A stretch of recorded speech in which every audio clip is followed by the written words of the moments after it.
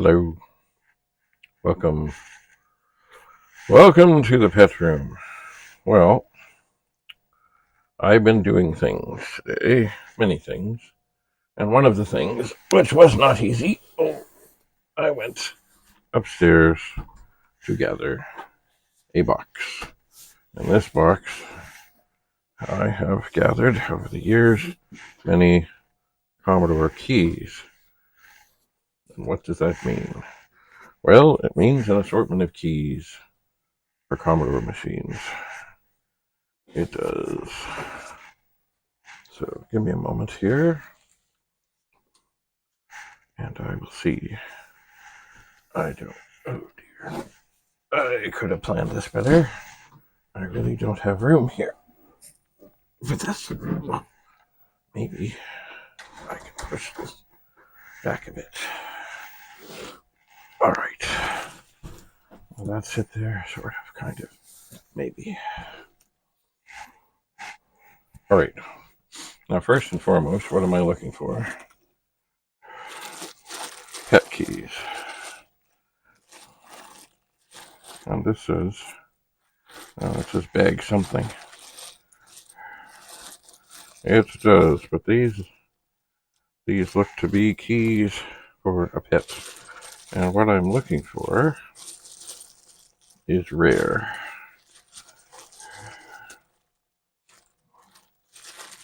It would be, and they're always the ones that seem to get broken off, would be the shift keys.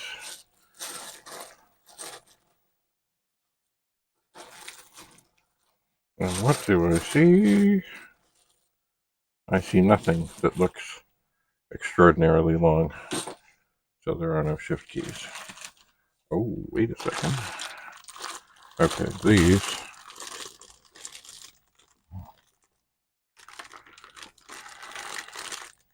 Alright, these are not pet keys. But they look like pet keys.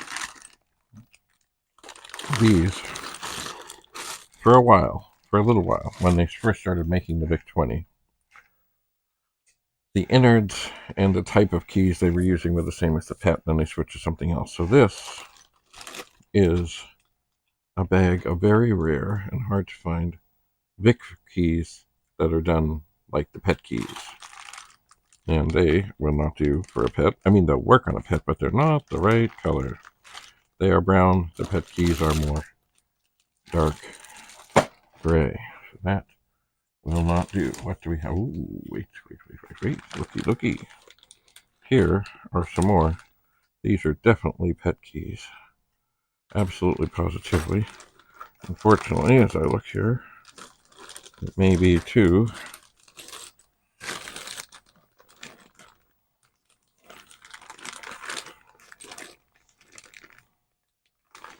I don't really see.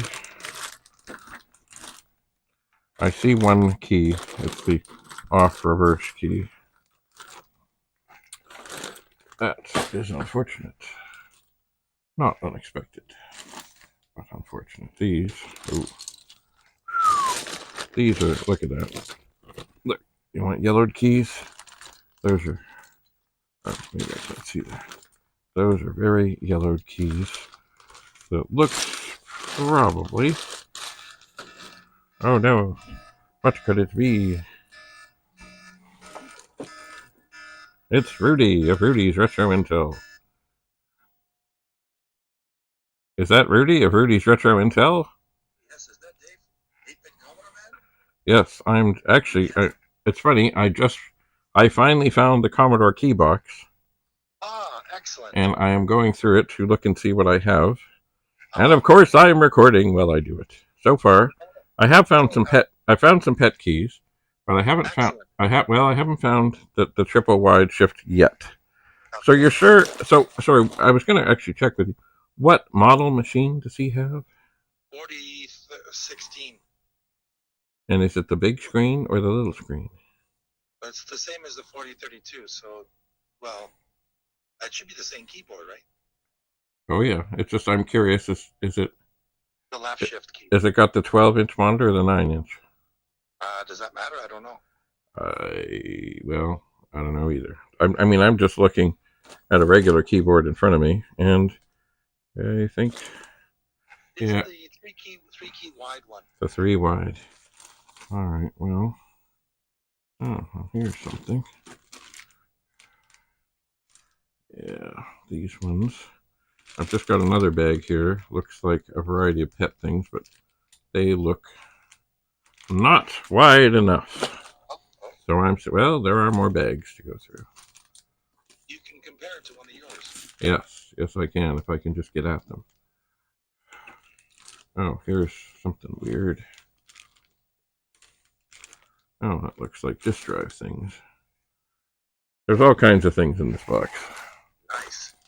All kinds. I found 128 keys that were very badly yellowed. Well, you could do the summer. Oh, yes. Put them out for this.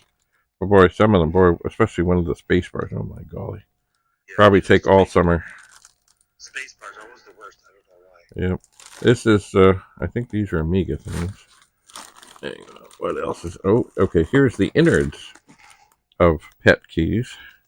But just like the plungers and springs and things.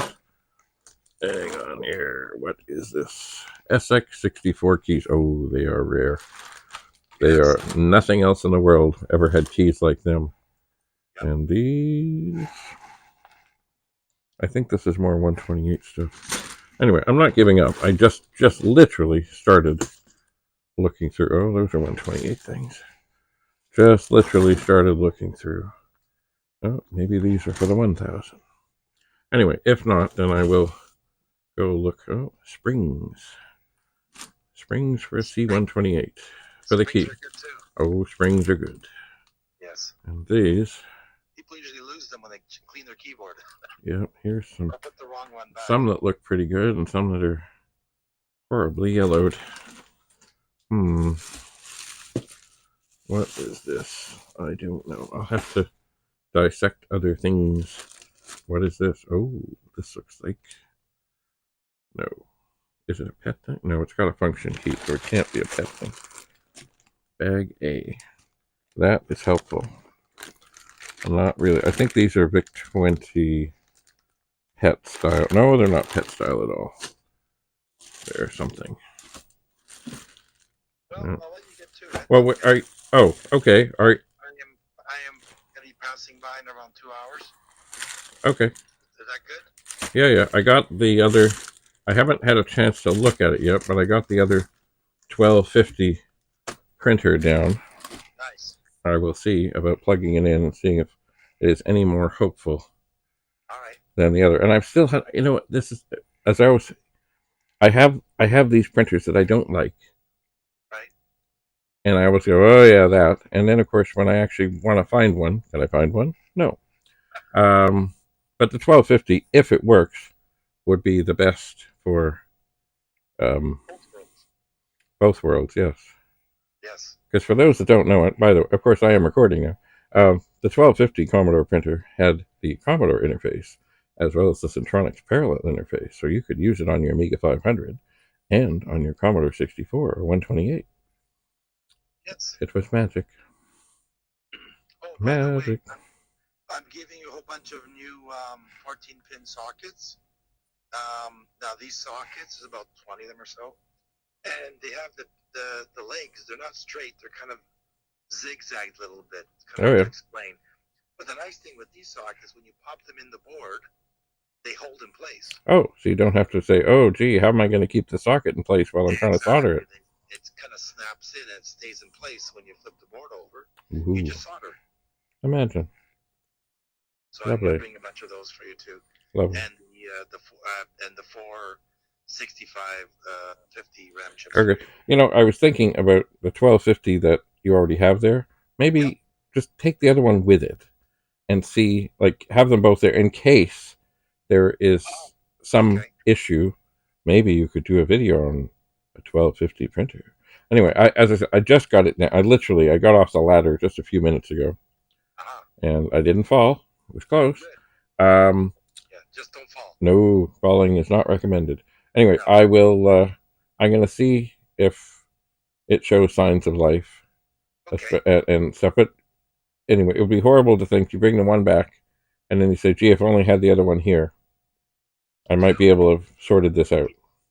Well, with the two of them, if between the two of them, if they're if they're not working, between the two, you can use the parts and maybe get one working. Well, that's possibly true. I mean, who knows? Maybe the head on this one is good as opposed to the anyway.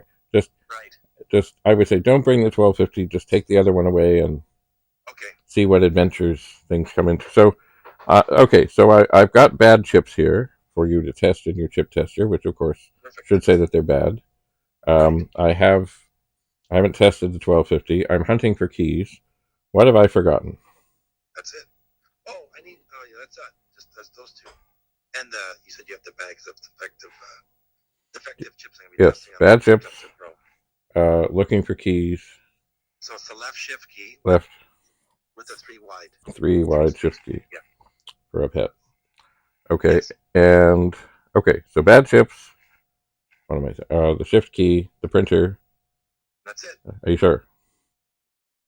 That's unless you want to give other stuff. Okay, well, just okay. Let me know if you think of anything else while I'm in the midst of all this, and I will gather. Anyway, I think, I think there's a lot of cool stuff in these bags, but I don't see shift keys. They always seem to be the ones that go, or get lost, or get broken. It's strange. Maybe because on the edge of it's on the they're right at the corner of the world. Yeah. Anyway, I will move some other things and go digging. I will. Okay. Well, I'll see you in a couple hours. Alrighty. Right. Lovely. See ya. Bye. Okay. That was Rudy of Rudy's Retro Intel. And after getting this down, I mean, I've got lots of keys for lots of things,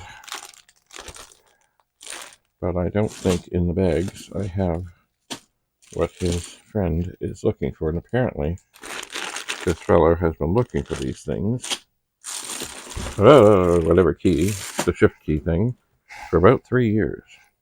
I think he has one that came off a VIC-20 that's a double wide. We gotta find the triple wide. And I am suspecting that somewhere in here I have a triple wide. I hope I will hunt. I will see now. Also, will all these keys fit back in this box? That is a fine question. By the way, I have sold and shipped keys all over the world because it's a horrible thing to have a beautiful machine missing one key. There was one fellow recently at the World of Commodore. He had one that, what had happened with it? Oh, it had broken long ago. And what happened? Oh, the key had broken off and he had a screw sitting in place. And, I should remember his name. Anyway, he's not far from here. We've been at the World of Commodore.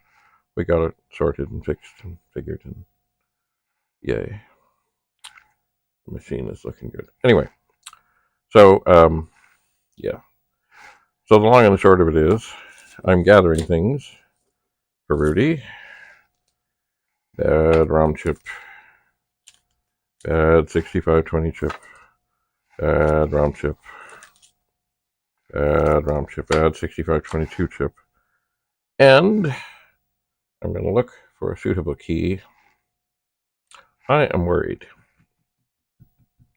that if this is a 4016 or a 4032, I'm not sure if the 8032s and such had the same key or not. The business keyboard was a little different, and that might make it harder to find. It might. Anyway, maybe that's why they're so rare. Maybe that's why they're so tough to find. So, I have a 1250 printer to tinker with, but it's not right here, but it will be here. So I will get it, I will tinker, we'll see what's what, and I'm going to look for the triple wide shift key.